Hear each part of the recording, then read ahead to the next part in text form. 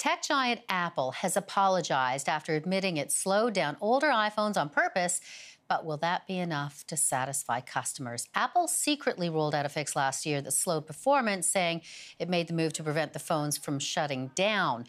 Many people, though, see it as a way to increase demand for future model iPhones. Avery Swartz is a tech expert and founder of Camp Tech. She joins us from Toronto, and thank you for your time. Thank you. So tell us what exactly happened here, because we only really just discovered that Apple had been doing this in the last couple of weeks, I guess. Yeah, so this is something that's been around for a while, as you mentioned, over a year. What happens is when people go and buy smartphones, as we can tell, they're very passionate about their iPhones and how they perform. What people don't tend to know is that the battery in the phone can kind of go before any other piece of technology. So what Apple had been doing is that they noticed that when older iPhones needed a big jolt of battery power, and if the battery itself was old or had been chemically aged, the phone was just shutting down.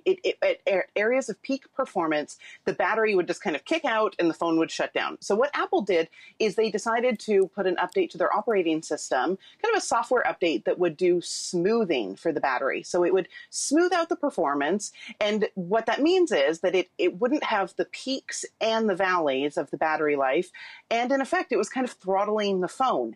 This had been around for quite a while, and people had been explaining that they had issues with the performance of their phone. But it wasn't until somebody actually was able to quantify it by running some pretty nerdy tests on the performance of their iPhone to actually kind of prove that this was indeed happening. And then when they replaced their battery, it wasn't happening again. So Apple has now officially apologized, not so much apologizing that it happened, but apologizing that they were not as transparent as they could have been about what was going on with the battery life of the older iPhones. So in order to make amends, then it's offering battery replacements, and they've lowered the cost for those batteries? Yes. So a date will be set, sometime later in January. You can go to apple.com/CA.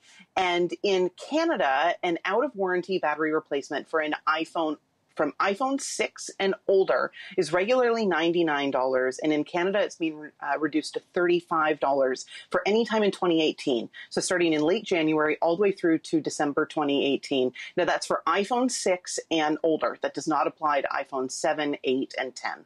Okay, so how would that compare then if you have an iPhone 6 and you go and purchase this battery replacement at a lower cost? How does that phone with the battery replacement compare to a new iPhone, but still 6, a new 6? It should be absolutely comparable. Putting in a new battery should make it exactly the way that it was when it came out of the box. Now, an iPhone 6 with a new battery is still not going to have the same performance of an iPhone 7, an iPhone 8, or an iPhone 10, just because of all the other things that are inside an iPhone 6. It does have the older processor. But if you're really trying to compare apples to apples, pardon the pun, it should be exactly the same when you pop that new battery in it. It's not unlike, you go and buy a flashlight, and then you have to replace the batteries in the flashlight after a bit. This really is a battery issue, not so much an Apple performance issue, but the tech giant really should have been much more transparent about what was going on here. Yeah, so how much of a black eye is this for Apple, considering there are some who are saying, well, they didn't do it to smooth out the performance. They did it so that we'd have to buy, an upgrade or an iPhone 7 and up. Absolutely. So, if anything, this has shown just how passionate people are about their smartphones. Our smartphones really are our go-to computers these days, and people really don't want them to be messed with. So this has really shown that there's quite a lot of consumer anger and outrage against Apple. And I think, when this news broke over the last week or so, people just heard, Apple is throttling iPhones, and then they kind of didn't hear the second half of the sentence, which is explaining exactly how and why and because of the battery. I think a lot of people just heard, oh, Apple is trying to make my old iPhone obsolete, so I'll go and buy a new one. And that really, it did some damage. It definitely did. There are a number of class action lawsuits that are being filed against Apple because of this, and they do need to do a little bit of work to regain the consumer trust. Okay, we'll have to leave it there. Avery Swartz, I appreciate your time. Thank you. Thank you.